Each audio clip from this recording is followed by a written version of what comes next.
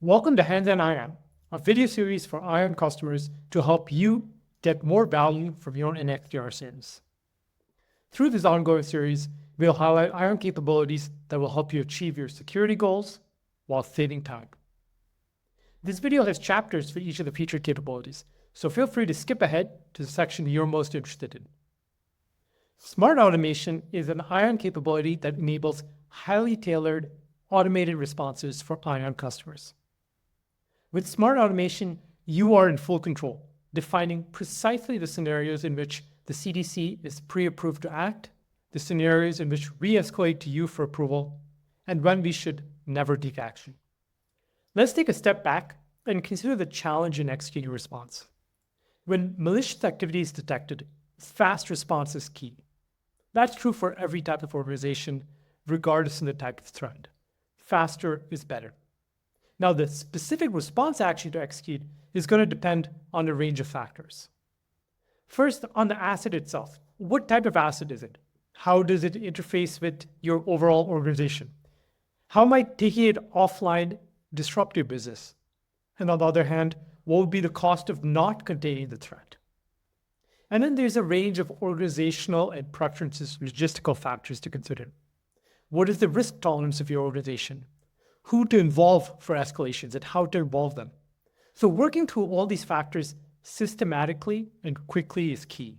Otherwise, it puts the organization at risk. So what does it take to deliver optimal response?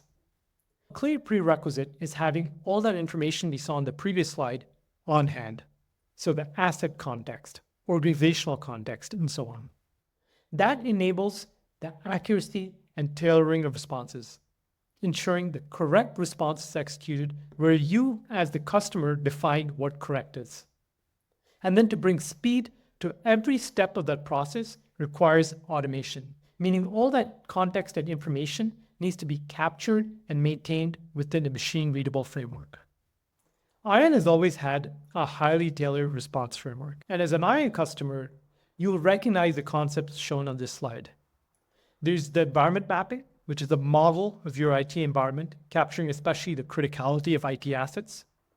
There's the rules of engagement, where you define who does what in which situations. So what can the Ontinue Cyber Defense Center always do? What do they need to request approval for? And in which situations can they never execute a response? Then there are the response actions themselves, which depends very much on the types of entities involved. So that might be blocking an IP address, revoking a user sign-in session, and so on. There's the escalation matrix, where you define who to contact in your organization, in which situations, and how. So through which communication channels, whether that's phone, email, or Teams. And through these four components, we're able to handle the vast majority of incidents on your behalf. 99.2% of incidents. For that small percentage of incidents where we do require your active real-time collaboration, we try and make that as fast and convenient as possible. Now, we're thrilled to introduce smart automation, which enables the automation of these response components. So that means making the environment mapping, rules of engagement, and escalation matrix machine readable. The response actions are now API powered, and we're bringing action cards to further facilitate response collaboration. So let's take a look at two examples of smart automation in action to better understand how it works. In this first example, malicious activity is detected and validated and confirmed on a workstation. The preferred response action is to isolate the host. Looking under the hood, we can see that Cyber Defender is working in their workbench, which is a proprietary Ontinue tool to make our cyber defenders more efficient and effective. There in the drop-down, they choose a response action of isolating the host. A lookup is automatically done, where we see that a workstation is mapped to an ION Tier 2 asset, and in the rules of engagement, for an ION Tier 2 asset, we are pre-approved to take action. This means that the escalation matrix and action cards are now involved, and that the response action is automatically executed via API. Note that the Cyber Defender does not need to do a manual lookup. In the second example, the same type of malicious activity is detected with the same recommended response action to isolate the host. But a more sensitive IT asset is involved, so let's see how it plays out. The cyber defender is in their workbench. They choose a response action from the dropdown.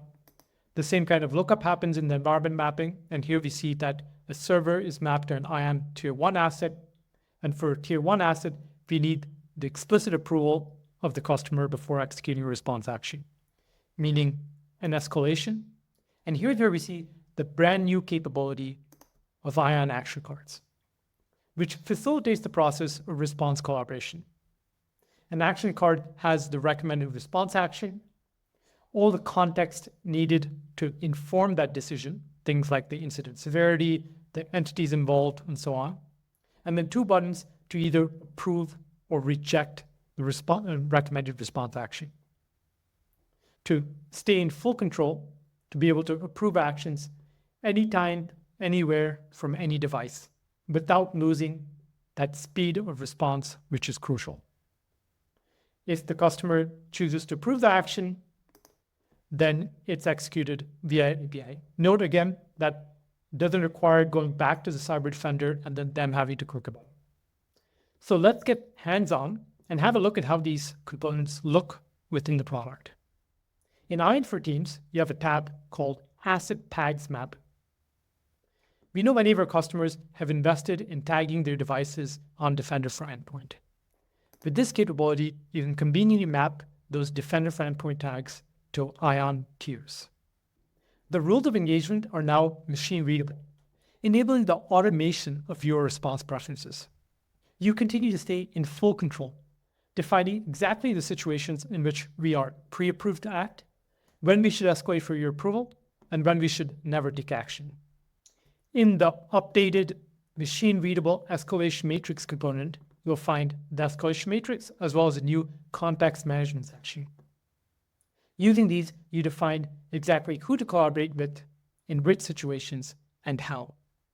And action cards are the new ION capability, enabling you to approve or reject recommended response actions anytime, anywhere, from any device.